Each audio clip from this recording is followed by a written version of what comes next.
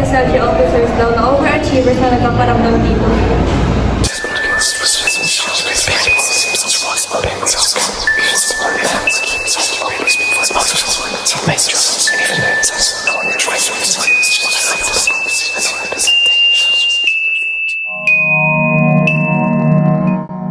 Ayun yung sabi-sabi.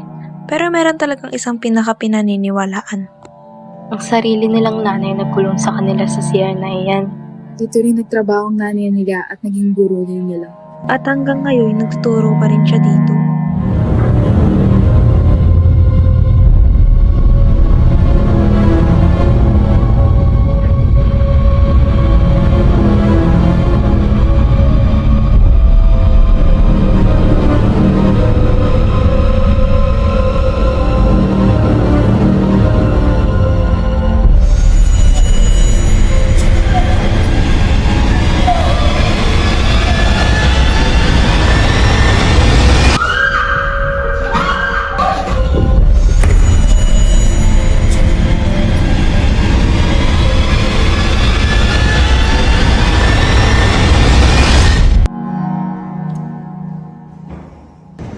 Teka.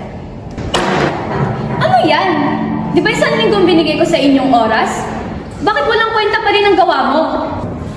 Pagod na ako, ma! Talaga sumasagot-sagot ka pa? Ma, tama na. Malas kayong dalawa, isa ka pa! Tambak na responsibilidad ng obligasyon. Ito nga ba ang kailangan upang mabuhay? Maraming araw na gusto na lang sumuko.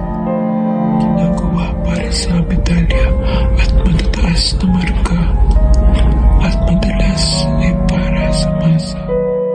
Ngunit hindi pa rin laging umaakma sa iba't ibang kahulugan ng tama. Ano nga ba ang dapat paniwalaan? Ang mga kumakalat o ang paghanap ng katotohanan? Hustisya o katahimikan?